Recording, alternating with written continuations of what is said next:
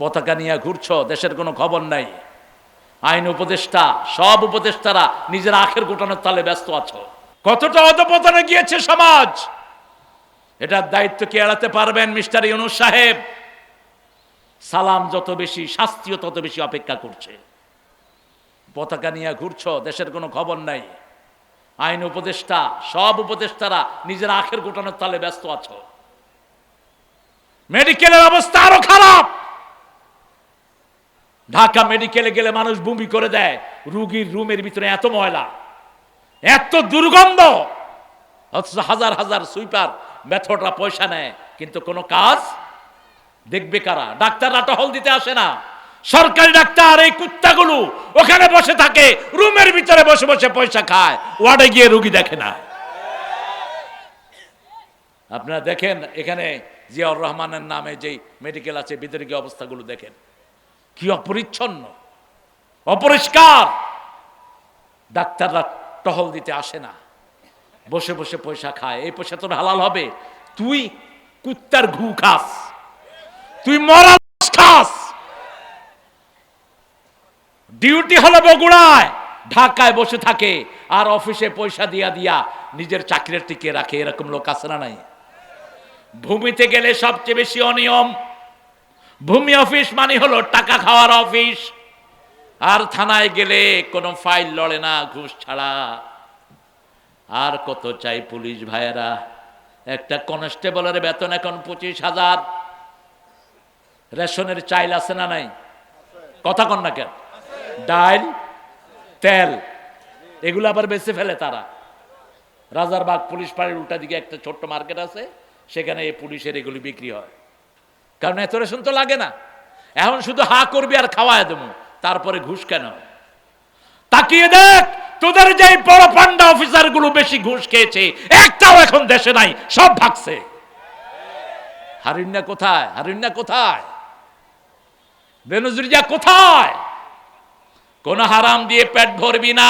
হারাম আছে যেখানে আরাম নাই, হালাল আছে যেখানে আরাম আছে সেখানে। রিকশাওয়ালা সারাদিন রিকশা টানার পরে বাড়িতে যখন ফিরে, কি সুন্দর গান গেয়ে গেয়ে বাড়ি ফিরে। শোনো শোনো মুসলমান, করি আমি নিবেদন, এ দুনিয়া পানা হবে জেনে জানো না। কি সুন্দর সুন্দর গজল গায়। আর যেগুলো অফিসে বসে বসে ঘুষ খায়, সালাম দিবেন মুখে উত্তর নাই, শান্তি নাই। মনে হয় তারে জুতা দিয়া দুইটা বাড়ি মারি গালের ভিতরে। 5,000 টাকা বেতনে ইমামরা চাকরি করে, কি সুন্দর ড্রেস, সাদা ড্রেস। 5,000, 10,000, মুখে সবসময় হাসি আছে না নাই? হাসি আছে। হালালের বরকতি এখানে। আপনাদের বগুড়ার এক ইমাম আমার সাথে দেখা করতে গেলেন। বললাম, বাবাজি আপনি কি করেন? বলছে, বাবা ইমামতি করি। বেতন কত? বললেন যে আরো 10-20 বছর আগের কথা। বলছে, বেতন বাবা 5,000, তবে 8 মাস বাকি। বললাম, বাবাজি আপনি চলেন কেমনে? কয় আল্লাহ চালায়। কিভাবে চলেন? বলছে, আমার মসজিদ থেকে প্রতি বছর আমাকে 5 মণ চাউল, তারা ধান দেয় আমাকে। এই 5 মণ ধানের যে চাউলটা হয়, ওটা দিয়ে আমি, আমার বউ আর আমার 3টা সন্তান আমাদের চলে যায়। পুকুরে একটু মাছ হয়, আর খেতে একটু ফসল হয়। আর মসজিদের টাকাটা যখন দেয়, এটা দিয়ে বাচ্চাদের কাপড় চোপড় থেকে শুরু করে দোকানে যা বাকি পড়ে ওটা দিয়ে দেয়। আল্লাহ সুন্দর চালাচ্ছে। সুবহানাল্লাহ কইবেন না? চালানোর মালিক কে? আল্লাহ। সে আল্লাহ রাব্বুল আলামিন বলছেন, যদি তোমরা আল্লাহর কাছে পুণ্য চাও, নেক চাও, তাহলে ঈমান আনবা, আখিরাতকে চোখের সামনে রাখবা, যাকাত আদায় করবা, নামাজ কায়েম করবা। নামাজ কায়েমের জন্য যদি জীবনও যায়, জীবন দিতে রাজি, কিন্তু নামাজ ছাড়তে রাজি নয়। কি করে ঘুমিয়ে থাকো ফজর করে কাজা, এমনও তো হতে পারে জোহরে জানাজা। ঠিক না বেঠিক? কোন নিশ্চয়তা আছে আপনি যে এই রাত থাকবেন? কোন নিশ্চয়তা নাই। অতএব আজকে রাতে ঘুমানোর আগে 2 রাকাত নামাজ। কয় রাকাত? 2 রাকাত নামাজ। রাসূল বলতেন, তুমি 4টা কাজ করবা। সালাম দিবা, যাকে চিনো, যাকে চিনো না সালাম দিবা। কি দিবা? আগে সালাম দিবা। আতিআমুত তুআম, মানুষকে খাওয়াবা। সাল্লু ফিল লাইলি ওয়ান নাস নিয়াম, মানুষ যখন ঘুমিয়ে থাকে আপনি নিজে পানি দিয়ে ধান চাষ করেছেন, 10 মনে 1 মন গরিবের কাছে দিতে হবে। কাকে দিতে হবে? গরিবের ফান্ডে দিতে হবে। আর আপনি ধান লাগিয়েছেন, পানির ব্যবস্থা আপনি করেন নাই, আল্লাহর বৃষ্টির কারণে আপনার ফসল হয়েছে, 20 মনে 1 মন কাকে দিবেন? কাকে দিবেন? আল্লাহকে দিবেন, গরিবরে দিবেন। কাকে দিবেন? গরিবের মধ্যে প্রথম হলো আপনার ভাই, প্রথম হলো আপনার বোন, নিজের নিকটাত্মীয়। আতাল মাল আলা হুব্বিহি যাবিল কুরবা ওয়াল ইয়াতামা ওয়াল মাসাকিন, আল্লাহ লিস্ট করে দিয়েছেন। নিজের ভাইয়ের সাথে কথা বলে না, নিজের চাচাকে দাওয়াত দেয় না, বাইরের লোকদেরকে ঘরে এনে খাওয়ায়, তোর উপরে আল্লাহ লানত, তুই জান্নাতে যেতে পারবি না। কাতে রহম যারা, যারা নিজের নিকটাত্মীয়র সম্পর্ক ছিন্ন করে, এরা বেহেশতে যেতে পারবে না। আপনার নিকটাত্মীয়কে আগে দিবেন। মা বাপকে যাকাত দেয়া যায় না, কিন্তু আপন ভাইকে কথা কন না কেন? আপনি গোপনে ভাইয়ের হাতে টাকা গুজে দিয়েন, আবার কেন না ভাই ধর তোর যাকাত দিলাম, ভাই কেবল তোর যাকাত তুই খা। কারণ ভাইয়ের সম্মান আছে না নাই? এই সম্মানের দিকে খেয়াল রাখতে হবে। ইসলাম যে কত সুন্দর, কার যাকাত কার কাছে যাবে এটার কোনো পাত্তাও থাকবে না, ঠিক না বা ঠিক? কিন্তু গাইবান্ধার এক পাঠা কয়েক বছর আগে বলছে যাকাতের শাড়ি দিব, তোমরা লাইন ধরো। লাইন ধরায়া 4-5 জনকে মেরে ফেলছে লাইনের চাপায় পড়ে। আমিও টেলিভিশন থেকে বলছিলাম ওই পাঠাকে ধরে আনো, ধরে এনে তাকে ফাঁসি দিয়ে দাও। যাকাতের লুঙ্গি শাড়ি পাইলি কোথায় তুই? যাকাত হলো তুখাযু মিনাল আগনিয়া তারুদ্দি ইলাল ফুকারা, ধনীর ঘাড় মটকায় নাও, গরিবকে দাও। কোন ধনীর পয়সা কোন গরিবের কাছে যাবে কোনো চিহ্ন থাকবে না, ঠিক না বা ঠিক? চিহ্ন থাকলেই তো সে খোটা দিবে কয়দিন পরে। এরপরে যদি আপনার 20টা ছাগল 25টা ছাগল থাকে, ওই ছাগলগুলোকে আপনি খাওয়া কিনে দেন না, সকাল বেলায় ছেড়ে দেন, সারাদিন বাইরে খেয়ে সে ঘরে ঢুকে। এই 25টা ছাগলের একটা ছাগল 1 বছর পরে কাকে দিতে হবে? গরিবকে দিতে হবে, গরিব মানুষকে দিতে হবে। এরপরে 30টা গরু, 30টা গরু যদি আপনার থাকে, আপনি খাওয়ান, আপনি তাকে খাওয়ান না, গরুর খাওয়া কিনতে হয় না, বাইরে খেয়ে এসে ঘরে ঘুমায়, তাহলে একটা গরু তাকে দিতে হবে গরিবদেরকে, আবার একটা উট তাদেরকে দিতে হবে। এইভাবে ইসলাম বলেছে ওয়াতাল মাল আলা হুব্বিহি যাবিল কুরবা, গরিবকে তুমি যাকাত দিবা। আর এটা কারা দিবে? সেটাও সূরা হজের 41 নম্বর আয়াতে আল্লাহ বলছেন আল্লাযীনা ইম্মাক্কান্নাহুম ফিল আরদি আকামুস সালাত ওয়া আতাউয যাকাত ওয়া আমারু বিল মা'রুফ ওয়া নাহাউ আনিল মুনকার ওয়ালিল্লাহি আকিবাতুল উমুর। যদি আমি কাউকে দায়িত্ব দেই, ক্ষমতায় যদি কাউকে বসায়, রাষ্ট্রীয় ক্ষমতায় কাউকে দায়িত্ব যখন দেই, প্রথম কাজ হলো নামাজ কায়েম করবে। কি কায়েম করবে? তারেক কি নামাজি না বেনামাজি? বলেন, এই বলো।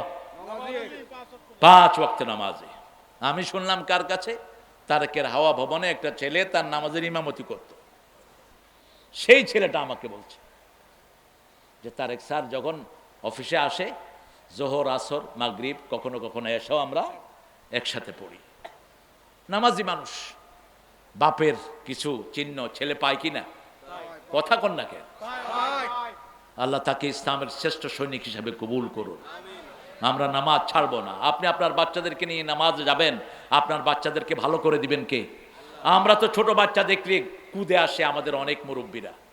ছোট বাচ্চা বাপের সাথে মসজিদে গেছে, এই এই এই, বাচ্চা মনে করে আল্লাহ আমাকে বাঁচাক, জীবনে আর মসজিদে যাব না। রাসূল বলছেন আমি আসরের নামাজ পড়াচ্ছি, ঘর থেকে হোসাইন ছুটে গিয়ে আমার মাথায় বসে গেছে, আমি সেজদা লম্বা করে দিলাম, অনেক লম্বা হয়ে গেল সেজদা। নামাজ শেষ করার পরে লোকেরা জিজ্ঞেস করলো, ইয়া রাসূলুল্লাহ এত লম্বা সেজদা তো আসরে দেন না, অসুস্থ হলেন নাকি, ওহী আসলো নাকি? রাসূল সাল্লাল্লাহু আলাইহি ওয়াসাল্লাম বলেন আমার মাথায় নাতি বসা ছিল, তাকে কষ্ট দিতে চাই না, আমি সেজদা লম্বা করে দিয়েছি। আমরা হলে এরকম টান দিতাম, টান দিয়ে হের মারে লইতাম একচোট, এই দেখোস না আমি নামাজ পড়তেছি, তোর পোলা আমার ঘাড়ে কেন? রাসূলের ঘাড়ে কে বসা? কে বসা? আরেকদিন রাসূল জুমার বর্ণনা দিচ্ছেন, ঘর থেকে ছুটে আসছে, বাচ্চাদেরকে তো কন্ট্রোল করা যায় না। যেমন আজকে দুপুরে খাওয়ার সময় ওই যে আমার সাথে আসছে আজমি, ওর ছেলে মেঘদাদ, হায় রে চঞ্চল, এটা ধরতেছে ওটা ধরতেছে এটা ধরতেছে। যারা চঞ্চল বেশি এদের ব্রেনও বেশি। আপনি একে ডাক দিবেন না, একে কড়াকড়ি করবেন না, এর ব্রেনটাকে কাজে লাগিয়ে দেন। হোসাইন রাদিয়াল্লাহু আনহু এসে রাসূলের কোলে বসে পড়লেন। রাসূল সাল্লাল্লাহু আলাইহি ওয়াসাল্লাম একটু রাগ করলেন না। হোসাইনের এই জায়গায় চুমু দিতেন, রাহমাতাল লিল, এই গলাতে, গণ্ডদেশে।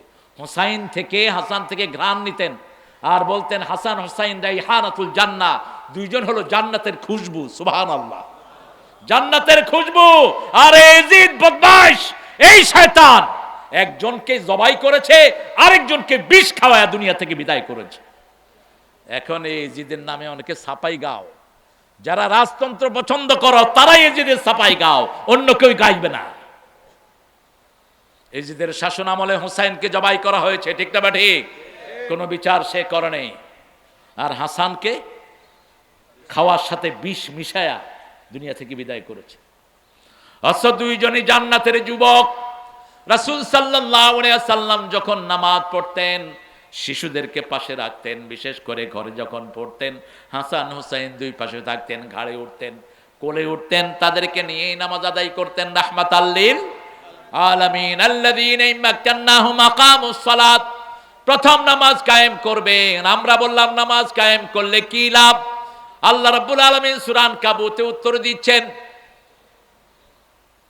আতলু মা উহিয়া মিনাল কিতাব ওয়া আকিমিস সালাত ইন্নাস সালাতা তানহা আনিল ফাহশাই ওয়াল মুনকার ওয়া লাযিকরুল্লাহি আকবার আল্লাহু ইয়ালামু মা তাসনাউন। আল্লাহ বলছেন, যা ওহী করেছি সা তেলাওয়াত করো। আতলু মা উহিয়া ইলাইক, তেলাওয়াত করো, সূরা বাকারা পড়ো, সূরা ইখলাস পড়ো। সূরা ইখলাস যারা 10 বার পড়বে জান্নাতে তার জন্য বাড়ি হয়ে যাবে। রাসূল বললেন 10 বার পড়ো, জান্নাতে বাড়ি হবে। জান্নাতের বাড়ি বেদখল হওয়ার কোনো সম্ভাবনা। গত 17 বছর বিএনপির লোকেরা, জামাতের লোকেরা ঘরে থাকতে পারে নাই, ঠিক না বা ঠিক?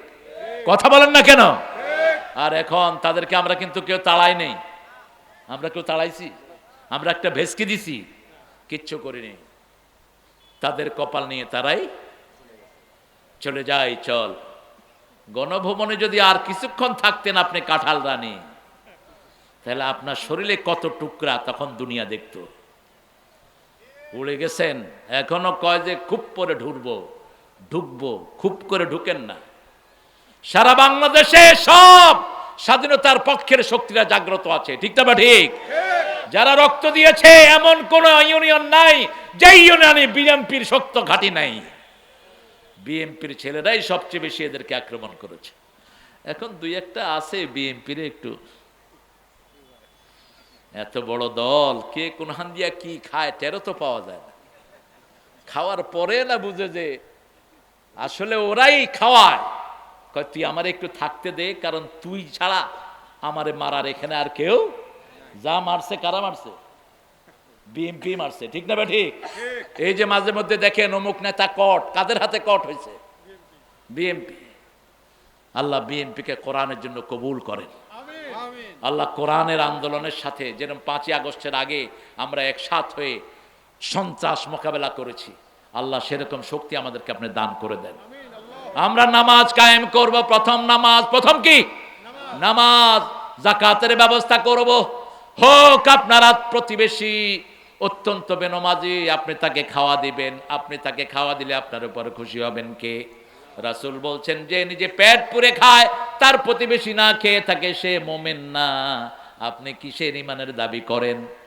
আপনার প্রতিবেশী যদি না খেয়ে থাকে, হোক সে হিন্দু, হোক সে বেনমাজি, তাকে খাওয়া দিবেন, তাকে নামাজে নিয়ে যাবেন। তার দুঃখে আপনি দুঃখী হবেন, তার সুখে আপনি সুখী হবেন। রাসূল সাল্লাল্লাহু আলাইহি ওয়াসাল্লাম মসজিদে এক রাস্তায় যেতেন, আরেক রাস্তা দিয়ে ফিরে আসতেন। এক রাস্তা দিয়ে যেতেন, নতুন রাস্তা দিয়ে যেতেন, এই রাস্তা দিয়ে যেতেন, ওই রাস্তা দিয়ে ফিরে আসতেন। কেন? তিনি দুই পাশের লোকদের খবর নিতেন। কারণ আলামিন, আপনি যাকাত দিতে পারেন না, আপনি যাকাতের আন্দোলন করেন, যাকাতের পক্ষে কথা বলেন। সুদ ইসলামী শরীয়তে সবচেয়ে বড় কবিরা গুনাহ, ঠিক না বা ঠিক? সুদের 70টি শাখা। কয়টি? 70টি। সবচেয়ে ছোটটা হলো মায়ের সাথে জিনা করা, আর সবচেয়ে বড়টা হলো ইউহারিবুনাল্লাহ ওয়া রাসূলা, আল্লাহ আল্লাহ রাসূলের বিরুদ্ধে যুদ্ধ ঘোষণা করা। এই জন্য যেখানে সুদ আছে সেখানে আমরা নাই। আল্লাহ বলছেন ইয়ামহাকুল্লাহুর রিবা ওয়া ইউরবিস সাদাকাত। ও আপনাদের কষ্ট হচ্ছে না? এখনই মুনাজাত করে দেবো ইনশাআল্লাহ। জিহাদ করবেন তো? জিহাদ করতে রাজি আছেন তো? আমরা জিহাদ করবো ইনশাআল্লাহ। আমাদের টাকা যা বাহিরে গেছে, আহা, শুধু এক এসালাম ৮০,০০০ কোটি টাকা নিয়ে গেছে ইসলামী ব্যাংক থেকে একজন। আর কাঁঠাল রানীর হিসাব একটা এসেছে, মাত্র ২ লক্ষ কোটি তিনি সরিয়েছেন, বেশি না। ভূমিমন্ত্রী তিনার ৬৫০ বাড়ি ইংল্যান্ডে। তবে মনে রাখেন, হারামে কোনো আরাম। যারা হারাম খায় তাদের সম্পদ তারা সাথে রাখতে পারে না। এই জন্য হালালের প্রতিষ্ঠানগুলোকে আমাদেরকে বড় করতে হবে। হ্যাঁ, কই লালু ভাই কই? আলহামদুলিল্লাহ, দেখেন কি পুরান একটা গাড়ি আমার লালু ভাই। আর ওই সময় কমিশনার ছিল, টাকা রাখার জায়গা নাই। লালু ভাই আসেন। হ্যাঁ, অনেক সিনিয়র নেতা, সিনিয়র মোস্ট, 3 বারের এমপি। আল্লাহ আমার লালু ভাইকে কবুল করুন। লালু ভাইকে ইসলামের সৈনিক বানিয়ে দিন। আর চিৎকার করে বলেন আমিন। যে অন্য ভাইয়ের জন্য দোয়া করে, ওই দোয়াটা আল্লাহ তার জন্য আগে কবুল করে নেয়। বলেন আমিন। আলহামদুলিল্লাহ। আহারে, কত স্ট্রং দেখেছি লালু ভাইকে। এখন তো বয়স হয়ে গেছে লালু ভাই। আল্লাহ কবুল করুক। বলেন আমিন। আমরা লালু ভাইকে একটু গ্রহণ করে নেই। 3 বারের আপনাদের এমপি, সফল এমপি। আলহামদুলিল্লাহ। আপনারা খুশি না বেজার? এইভাবেই আমরা চাই, আমরা ইসলামের জন্য সব এক হব। ঠিক না বা ঠিক? আল্লাহ লালু ভাইয়ের হায়াতকে দারাজ করে দিক। কত কষ্ট করে, কত দূর থেকে এসেছে আল্লাহ ভালো জানে। অনেক বেশি পরিশ্রান্ত, কিন্তু চেহারা একটা সুন্দর নুরানি ভাব। আল্লাহ কবুল করুক। আরো জোরে বলি আমিন। আকামুস সালাত ওয়া আতাউজ যাকাত আমারু বিল মারুফ ওয়া নাহাউ আনিল মুনকার। একাধিকবার তারেক লন্ডন থেকে ঘোষণা করেছে, যারা চাঁদাবাজি করে এরা আমার দলের লোক নয়, এদের শাস্তি হওয়া উচিত। ঠিক না বা ঠিক? সেই আদর্শে যেন আমরা থাকতে পারি। আমরা কোনো গরিব মানুষকে কিছুই করব না। তবে হ্যাঁ, আমাদের টাকাগুলো যারা অন্যায়ভাবে নিয়েছে, আমরা যেন সেগুলো তাদের থেকে নিয়ে গরিবকে বিতরণ করতে পারি। আল্লাহ তৌফিক দান করুক। আরো জোরে বলেন আমিন। আমারু বিল মারুফ, সৎ কাজের আদেশ দিবেন, অসৎ কাজ থেকে নিষেধ করবেন। অনিল্লাহি আকিবাতুল উমুর, সব পরিণাম কার উপর নির্ভর করে? আল্লাহর উপর নির্ভর করে। আল্লাহ যার শেষ ভালো, তার সবই ভালো। ইন্নামাল আমালু বিল খাওয়াতিম। সেজন্য আল্লাহ রাব্বুল আলামিন বলছেন, ওয়াতাল মাল আলা হুব্বিহি যাবিল কুরবা ওয়াল ইয়াতামা ওয়াল মাসাকিন।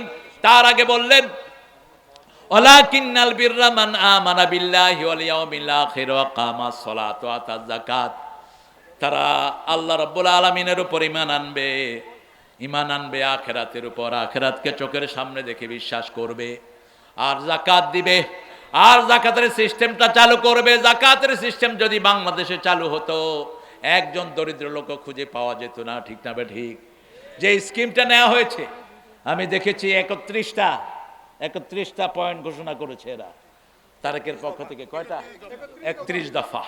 সেখানে একটা দফা তারা রেখেছে, যাদের ইনকামে তাদের মাস চলে না, তাদের কাছে সাহায্য সরকারের পক্ষ থেকে পৌঁছে দেওয়া হবে। আল্লাহ কবুল করুক। জোরে বলেন না আমিন। আরে ভাই, আপনি যদি দোয়া করেন, দোয়া হলো ইবাদত। দোয়াটা কি? ইবাদত। এজন্য রাতের বেলায় রাসূল সাল্লাল্লাহু আলাইহি ওয়াসাল্লাম বলছেন, সূরা বাকারার 285 নম্বর আয়াত, 86 যারা পড়ে সারা রাত ফেরেশতারা তার জন্য নেক লিখতে থাকে। কাফাতা, তার জন্য যথেষ্ট হয়ে যায়। কি আছে এই আয়াতে? 285 নম্বর আয়াতের ভিতরে আল্লাহ বলছেন, আমানার রাসূলু বিমা উনজিলা ইলাইহি মির রাব্বিহি ওয়াল মুমিনুন কুল্লুন আমানা বিল্লাহি ওয়াল ইয়াউমিল আখির ওয়া আকামাস সালাত।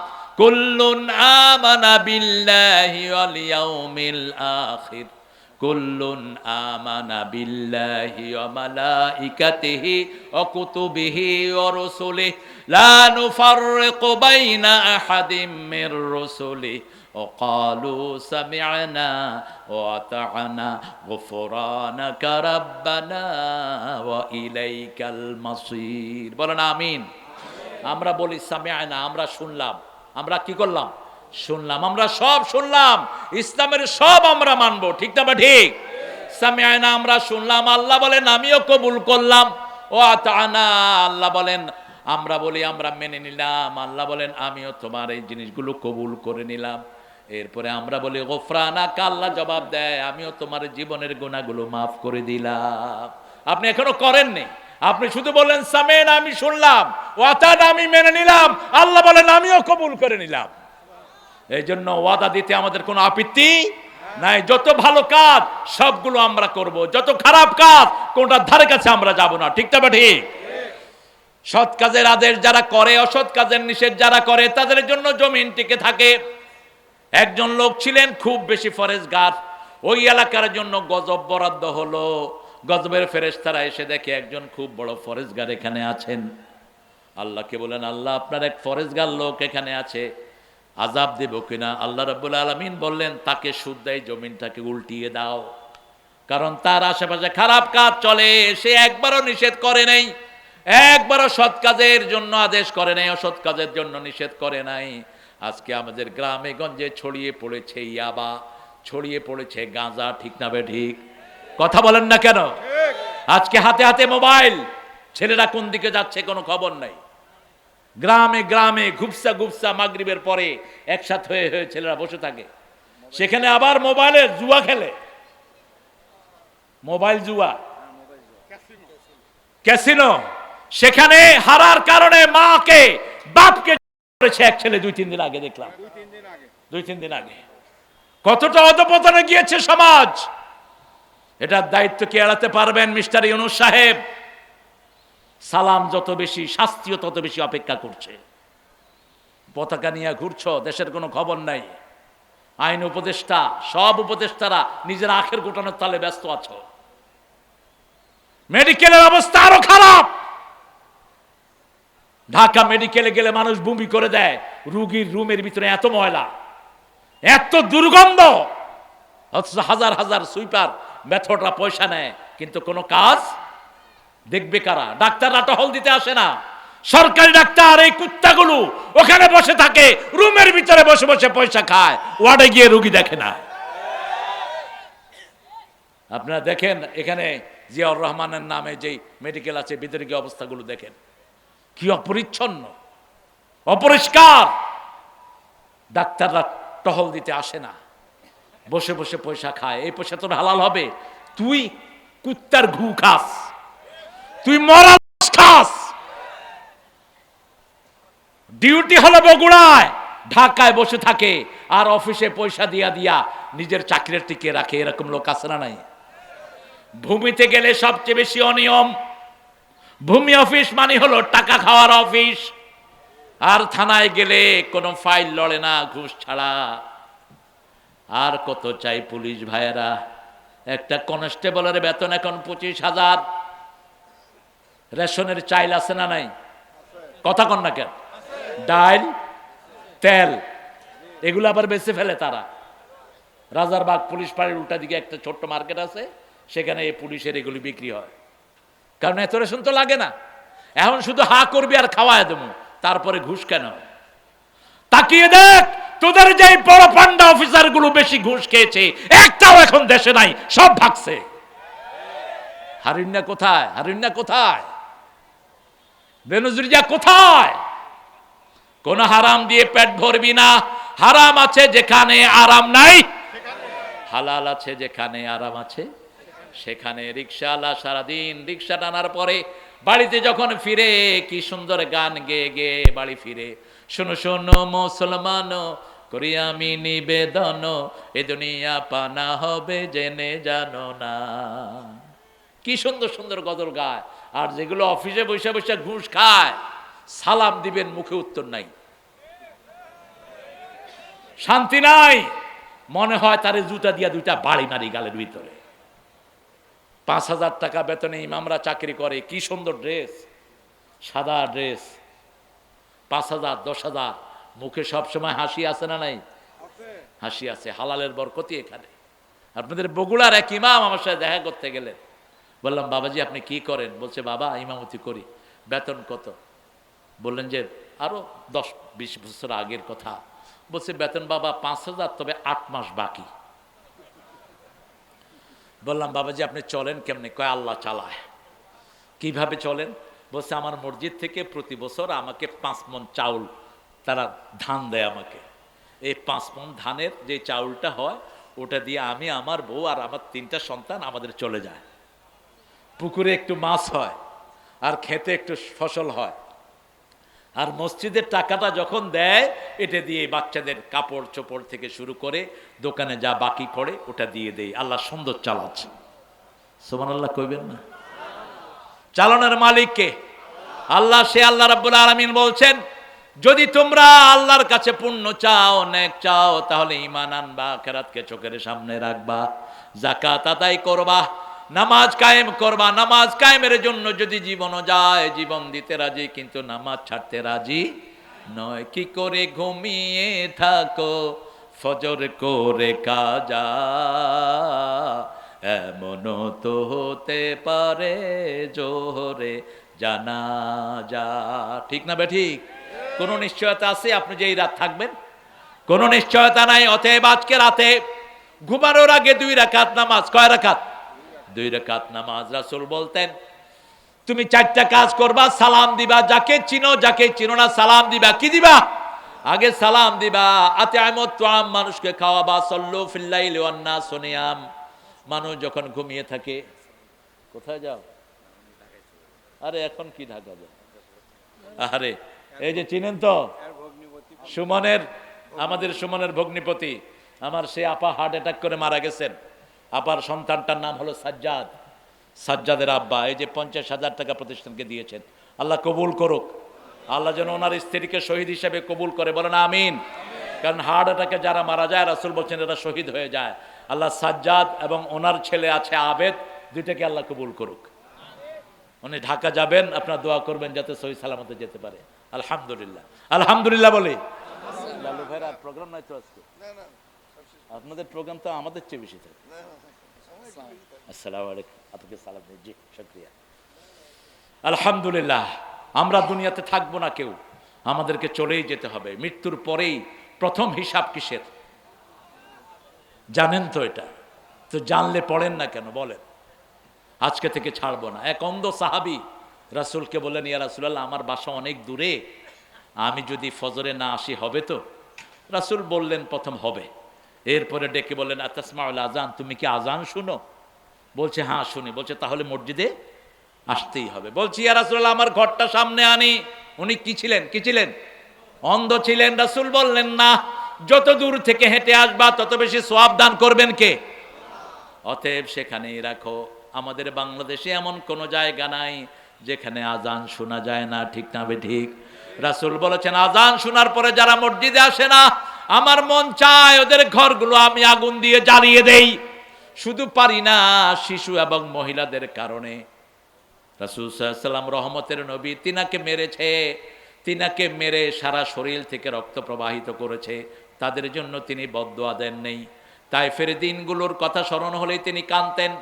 সেই রাসূল সাল্লাল্লাহু আলাইহি সাল্লামের কাছে যখন আযাবের ফেরেশতারা আসলো, তিনি হাত তুললে বললেন হে আল্লাহ আগফির হাদাল কওম ইন্নাহুম লা ইয়ালামুন, হে আল্লাহ এদেরকে মাফ করে দেন, এরা জানে না আমি যে নবী।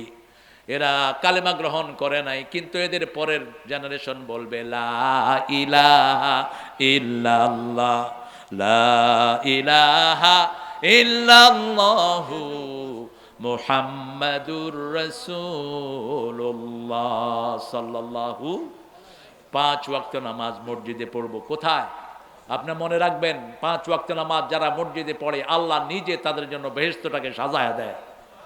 5 ওয়াক্ত নামাজ যারা মসজিদে পড়ে আল্লাহ বলেছেন ও নবী আপনি বলে দেন ওরা মুমিন। ওরা কি? কিন্তু নামাজ পড়ে, নামাজের পরে সে আল্লাহর বিরুদ্ধে কথা বলে, এরকম লোক আছে না নাই? আল্লাহ বলছেন ফাওয়াইলুল লিল মুসাল্লিন আল্লাযীনা হুম আন সালাতিহিম সাহুন আল্লাযীনা হুম ইউরাউনা ওয়া ইয়ামনাউনাল মাউন। আল্লাহ বলছেন ওই মুসল্লিদের জন্য ওয়াইল দোজক, ওয়াইল দোজক, জাহান্নামের এমন একটা বিষাক্ত জায়গা যেটা থেকে দৈনিক জাহান্নাম 400 বার আল্লাহর কাছে পানা চায়। জাহান্নামের একটা গর্তের নাম হলো ওয়েল। যারা মিথ্যা কথা বলে তাদের জন্য ওয়েল দোজক। ওয়াইলুল লিল মুকাজ্জিবিন ওয়াইলুল লিকুল্লি হুমাজাতিল লুমাজা। যারা মানুষের সামনে এবং আড়ালে আবঢালে মানুষের গীবত করে তাদের জন্য ওয়েল। যারা নামাজ ঠিক মতো পড়ে না, জোহর পড়ে, আসর পড়ে না, আসর পড়ে, মাগরিব পড়ে না, আবার নামাজের ভিতরে কি পড়ে সমাজে এসে তার কোনো খবর রাখে না। নামাজের ভিতরে পড়ে এসে আশিরুহুন্না বিল মারুফ, বিবির সাথে সবচেয়ে ভালো ব্যবহার করবা, কিন্তু বাহিরে এসে বিবিকে মারে, এরকম বেয়াদব আছে না নাই? কেন বিবির গায়ে হাত তোলেন? কেন? মনে রাখবেন, বিবির জন্য এক চোখে থাকবে রহমত, আরেক চোখে ভালোবাসা। সূরা রোমের 21 নম্বর আয়াত, ওয়াজআলা বাইনাকুম মুওয়াদ্দাতাম ওয়া রাহমা। বিবির মূল উদ্দেশ্য হলো লিতাসকুনু ইলাইহা, তোমরা ওখানে শান্তি পাবা, আরামদায়ক জায়গা পাবা। পরকীয়ায় যে সমস্ত মেয়েরা আসক্ত হয়ে যায় এদের দুনিয়াও শেষ, আখিরাতও। আপনার মেয়ে কোথায় প্রাইভেট পড়ে আপনার খবর রাখতে হবে, কাদের সাথে যায়। কোন ছেলে কোন মেয়ের সাথে 3-4টা মেয়ের সাথে লাইন করে একটা ছেলে, এই ছেলে লুচ্চা, এই ছেলের জন্য মিলবে আরেক জিনাকারিনী মেয়ে। সূরা নূরের প্রথম চ্যাপ্টারে আল্লাহ বলছেন, আয-যানিয়াতুল জানি, জিনাকারের জন্য জিনাকারিনী আল্লাহ ব্যবস্থা করে দিবেন, খবিশের জন্য খবিশা মেয়ে ব্যবস্থা করবেন। খবরদার, চরিত্রটাকে ভালো রাখেন। আপনার চরিত্র যদি ভালো হয় আপনার জন্য নেককার মানুষের ব্যবস্থা করে দিবেন কে? আল্লাহ রাব্বুল আলামিন। সেজন্য বলছেন সালাত মানুষকে সব রকমের অপকর্ম থেকে সরিয়ে রাখে। ইন্নাস সালাতা তানহা আনিল ফাহশাই ওয়াল মুনকার ওয়া লাযিকরুল্লাহি আকবার আল্লাহু ইয়ালামু মা তাসনাউন। আল্লাহ বলছেন আমার জিকির হলো সবচেয়ে বড়। কেন আল্লাহর জিকির করবেন না?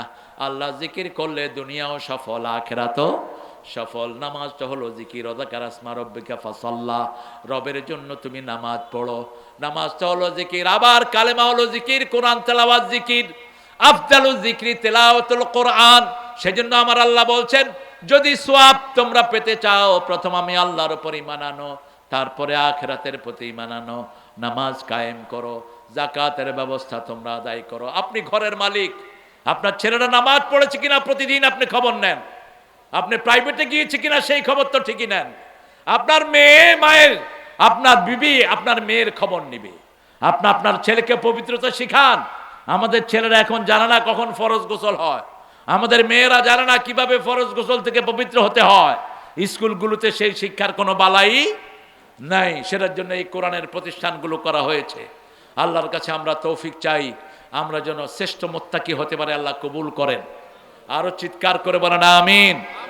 পড়েন সুবহানাকা আল্লাহুম্মা ওয়া বিহামদিক আশহাদু আল লা ইলাহা ইল্লা আনতা আস্তাগফিরুকা ওয়া আতুবু ইলাইক। প্রতিষ্ঠানে কেমন কালেকশন হয়েছে আমি জানি না, কালেকশন কেমন হয়েছে? আপনারা লোক পাঠিয়ে দেন আর পয়সালা দেখায় দেন, 2-1 ধরবো আমি। এখানে সবচেয়ে বেশি পয়সালা কে বলেন তো? লালু ভাইয়ের পয়সা কেমন আছে? লালু ভাইরে আজকে দিয়ে দিবেন টাকা, কষ্ট করে আসছে যখন আজকে টাকা দিয়ে দিবেন। এই হুজুররা তোমরা উঠো কেন? ও মাঠে যাচ্ছ, যাও। আপনারা আপনাদের সাধ্য অনুযায়ী দান করবেন। এই প্রতিষ্ঠানের জন্য প্রায় 60-70 লক্ষ টাকা খরচ করে এই সুমন সুন্দর 2টি ঘর করে দিয়েছেন। এত সুন্দর ঘর অধিকাংশ হেফজখানাতে নাই। সুন্দর করে যারা বাচ্চারা পড়তে পারে, মায়েরা আপনাদের দানের উপর ইসলাম টিকে আছে। 4টা কাজ যে মায়েরা করবে জান্নাতের সবগুলো দুয়ার তাদের জন্য খোলা থাকবে। 5 ওয়াক্ত নামাজ, রমজানের রোজা, স্বামীর খেদমত আর নিজের ইজ্জতের হেফাজত। এই 4টা কাজ যে মায়েরা করবে জান্নাতের 8টা দরজা আল্লাহ তাদের জন্য খুলে দিবেন। আমরা উঠবো না কোনো ভাইয়েরা, আমাদের প্রিয় মেহমান এসেছেন, আমাদের সাথে একটু কুশল বিনিময় করবেন, তারপরে ইনশাআল্লাহ সভাপতি সাহেব কথা বলবেন, তারপরে মুনাজাতের মাধ্যমে আমরা ইনশাআল্লাহ এখান থেকে বিদায় হব। ছেলেরা আপনাদের কাছে গিয়েছে, যে কোনো শক্তিশালী মানুষ তার চেয়ে শক্তিশালী হলো দান করা। এই দান করার সাথে সাথে তার গুনাহগুলো মাফ করে দেন কে? রাসূল সাল্লাল্লাহু আলাইহি ওয়াসাল্লাম বলেছেন যারা বেশি দান করবে এই দানগুলো কিয়ামতে নূরের বাতি হয়ে তাকে চারিদিক থেকে আলো দিয়ে ঘিরে দিবে। কে? মিন্টন আসছে? হ্যাঁ, মাশাআল্লাহ, আলহামদুলিল্লাহ, আলহামদুলিল্লাহ বলেন। অনেক ত্যাগ কোরবানি স্বীকার করা মানুষ। আলহামদুলিল্লাহ, আলহামদুলিল্লাহ, আলহামদুলিল্লাহ।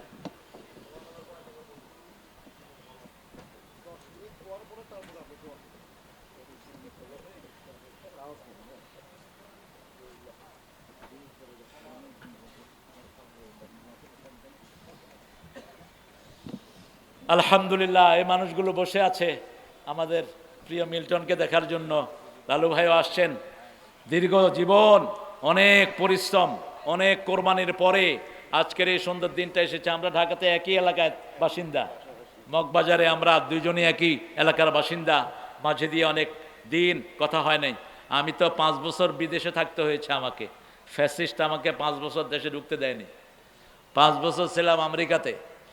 এরপরে যখন আসছি আর যোগাযোগ হয়নি। আজকে বহুদিন পরে দেখা হলো। আল্লাহ আমার মিল্টন ভাইয়ের জীবনের গুণাগুলো মাফ করে দিক, তার পরিবারকে কবুল করুক। হায় রে, দোয়া নাই রে, জোরে বলেন না আমিন। আলহামদুলিল্লাহ, 20,000 টাকা প্রতিষ্ঠানের জন্য তিনি নগদ দান করলেন। আল্লাহ কবুল করুক, জোরে বলেন আমিন। এখন আমরা দুইজনের থেকে কিছু কথা শুনবো, তারপরে দোয়া করব নাকি? লালু ভাই বলবেন। লালু ভাইয়ের কথা শোনার পরে আমরা ইনশাআল্লাহ এই মাইকটা উঠায় দাও।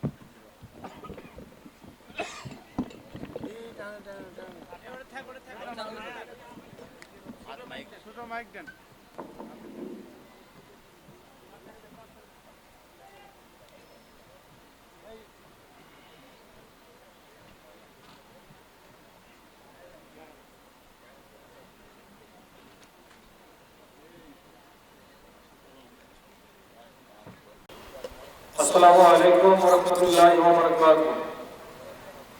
আমাদের এই ধরিবার সন্ধ্যার সম্মানিত আয়োজক, স্বেচ্ছাসেবক, যারা ওয়াজ শুনেছেন, যারা ওয়াজ করেছেন এবং মেহমান হিসেবে যারা আমাদের মাঝে উপস্থিত হয়েছেন, প্রত্যেক মানুষকে আল্লাহ তাআলা কবুল করুন। সবাই বলি আল্লাহুম্মা আমিন। এবং আমি এই হাফেজিয়া মাদ্রাসা প্রতিষ্ঠাতা তাকে আগামীতে জিন্দেগিতে হায়াতে তৈয়বা দান করুন এবং আগামীতে তারা এই ধরনের মাহফিল করার সুযোগ পান, এটা আমি তার আল্লাহর কাছে আগে রাখলাম। আল্লাহ যেন তাকে এই ধরনের মাহফিল করার সুযোগ দেন। এখন আমি প্রধান মেহমানকে দোয়া করে এই মাহফিলের সমাপ্তি জানাতে অনুরোধ জানাই। আসসালামু আলাইকুম ওয়া রাহমাতুল্লাহি ওয়া বারাকাতুহু। আলহামদুলিল্লাহ, 3টা প্রশ্ন এসেছে। মৃত্যু ব্যক্তির জন্য 3 দিন আর 40 আনা। গরিব মানুষকে খাওয়াবেন, নিজের নিকট আত্মীয়কে টার্গেট করবেন। নিকট আত্মীয় গরিব, এটা হলো কোরআনের ফার্স্ট প্রেফারেন্স। সূরা বাকারা 177 নম্বর আয়াত। আতাল মাল আলা হুব্বিহি যাবিল কুরবা, নিজের ভাই, নিজের বোন, নিজের চাচা, ফুফু, আত্মীয় স্বজনকে আগে টার্গেট করবেন। মৃত ব্যক্তির জন্য কোরআন খতম করা রমজানে ইফতার করানো নাই। তবে রাসূল বলেছেন, আপনি যদি কুত্তাকে হাড্ডিও খাওয়ান, আপনি সন্তান হয়ে সেই সওয়াব আল্লাহ পিতামাতার আমলনামায় তুলে দিবেন। কিন্তু মৃত ব্যক্তিকে কেন্দ্র করে কোরআন খতম করা, তারপরে রমজানে কাউকে ইফতার করানো, এটা রাসূল সাল্লাল্লাহু আলাইহি ওয়াসাল্লাম এইভাবে টার্গেট করে করতেন না। কিন্তু আপনি যত মানুষকে যত খাওয়াবেন, সব খাওয়ার সওয়াব আল্লাহ আপনার পিতামাতার আমলনামায় তুলে দিবেন। আপনি যা পড়বেন, সালাত পড়বেন, কোরআন পড়বেন, হাদিস পড়বেন, তুলে দিবেন। নামাজ বিশুদ্ধভাবে আদায়ের জন্য সালাতুর রাসূল, রাসূলুল্লাহ নামাজ রিটেন বাই নাসিরউদ্দিন আলবানী বেশ কয়েকদিন এটা অনুবাদ করেছেন। আসান ফেকারও একটা নামাজ আছে। বাজারে 3টা বড় বড় সালাতের কিতাব আছে, এগুলো আপনারা পড়বেন।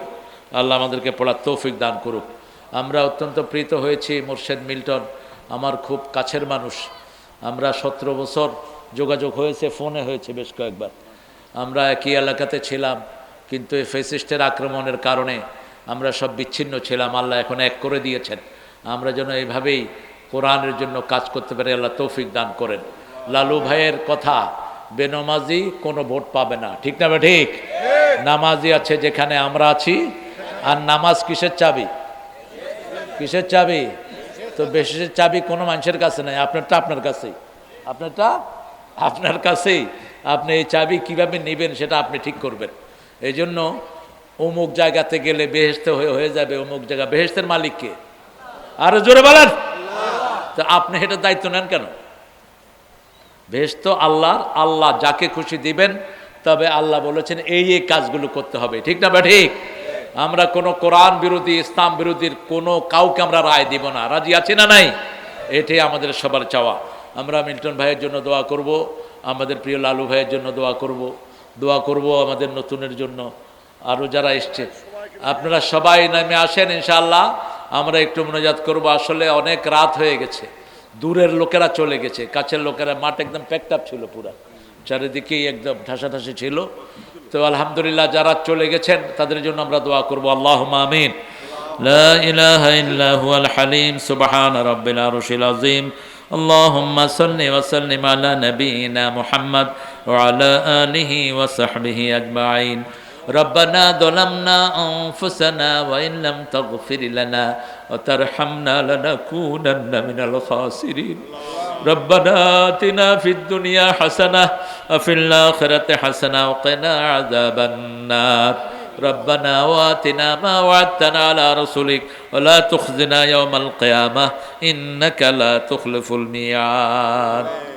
শিরিনা আশরাফ মহিলা হাফিজিয়া মডেল মাদ্রাসা ইতিমখানা তাহিরুন্নেসা হাফিজিয়া মাদ্রাসার উদ্যোগে আজকের এই তাফসীর মাহফিলে হাজার লক্ষ জনতা নিয়ে আপনার কাছে ভিক্ষার হাত তুলেছি। আমাদের জীবনের গুনাহগুলো মাফ করে দাও। আজকের নামাজ, আজকের রোজা সহ সারা জীবনের আমল তোমার শাহী দরবারে কবুল করো। তার হাদিয়া সমস্ত আম্বিয়ে কেরামের আরওয়াহ মুবারকে পৌঁছিয়ে দাও। বিশেষ করে যেই নবী উম্মতি উম্মতি বলে সারা জীবন কেঁদেছেন তার রূহের সওয়াব পৌঁছিয়ে দাও। এ পর্যন্ত যত মুমিন মুমিনাত মুসলিম মুসলিমাত কবরের বাসিন্দা হয়েছে সবার আরওয়াহে সওয়াব পৌঁছিয়ে দাও। বিশেষ করে আমরা যারা হাত তুলেছি অনেকের মা নাই, অনেকের বাবা নাই, পিতামাতার জীবনের গুনাহগুলো মাফ করে দাও। তাদের কবরকে জান্নাতের বাগান বানায়া দাও। যাদের পিতামাতা বেঁচে আছে হায়াত দারাজ করো। রব্বির হামহুমা কামা রাব্বায়ানি সগীরা। আল্লাহ আমাদের প্রিয় সুমন চৌধুরীর আব্বাকে তুমি জান্নাতুল ফেরদাউসের বাসিন্দা বানাও। তার আম্মার হায়াতকে তুমি দারাজ করে দাও। আমাদের আজকের দুইজন শ্রেষ্ঠ অতিথি, তিনবারের এখানে জনগণের এমপি আমাদের প্রিয় লালু ভাইকে তুমি কবুল করো। লালু ভাইয়ের জীবনের সব সুন্দর আমলগুলো তুমি কবুল করে নাও। আমাদের আশরাফ মিল্টনকে তুমি কবুল, মোর্শেদ মিল্টনকে তুমি কবুল করো। তার সন্তানগুলোকে তুমি কবুল করো। বিপদ মুসিবত থেকে তাদেরকে হেফাজত রাখো। নতুন সহ যত নেতৃবৃন্দ এখানে এসেছেন সবাইকে তুমি কবুল করে নাও। আল্লাহ রাব্বুল আলামিন 5ই আগস্টের আগে কোরআনের দলের লোকেরা সহ আমরা যেভাবে একসাথে আন্দোলন করেছি সেই ঐক্য আমাদেরকে ফিরিয়ে দাও। আল্লাহ আমাদের যত ভাই বোন এখানে এসেছেন সবার জীবনের গুনাহ মাফ করে দাও। এই দুটি প্রতিষ্ঠানকে তুমি মসজিদে নববীর মতো কবুল করো। যত ছেলে মেয়ে আছে এদেরকে তুমি আলেমে হক্কানি রব্বানি বানাও। আমাদের প্রত্যেকের শিশুদেরকে এখানে কোরআনের মাদ্রাসায় দেওয়ার তৌফিক তুমি দান করে দাও। আল্লাহ ম্যাডামের শরীরটাকে তুমি ভালো করে দিও। তারেককে সুস্থ সাবলীলভাবে তুমি দেশে আসার ব্যবস্থা করে দিও। আল্লাহ আগামীর পার্লামেন্ট যেন কোরআনের পার্লামেন্ট হয় সেই ব্যবস্থা করে দিও। আল্লাহ রাব্বুল আলামিন বাংলাদেশের যত মানুষ আজকে আছে সবাইকে তুমি কোরআনের জন্য কবুল করো। আমাদের পুলিশ প্রশাসন সহ সবাইকে কোরআনের জন্য কবুল করো। যাদের উপর মিথ্যা মামলা দেয়া হয়েছে তাদের জীবনের গুনাহ তুমি মাফ করে দাও। মামলাগুলো থেকে তাদেরকে হেফাজত করো। আল্লাহ এই মাটিতে শুয়ে আছে জিয়াউর রহমানকে তুমি মাফ করে দাও। জিয়াউর রহমানের পরিবারকে তুমি কবুল করো। কোকোকে তুমি মাফ করে দাও। আল্লাহ আমাদের যত ভাই বোন এখানে এসেছেন মা আয়েশার মতো আমাদের মাদেরকে কবুল করেন। আমাদের ছেলে মেয়েদেরকে হাসান হোসাইনের মতো কবুল করেন। আল্লাহ জানি না কার জীবনের শেষ মোনাজাত এই মোনাজাত। আল্লাহ শাহাদাতের মৌত আমাদের নসিব করে দিও। মৃত্যু যখন দুয়ারে আসবে জবানে জারি করে দিও লা ইলাহা ইল্লাল্লাহু মুহাম্মাদুর রাসূলুল্লাহ।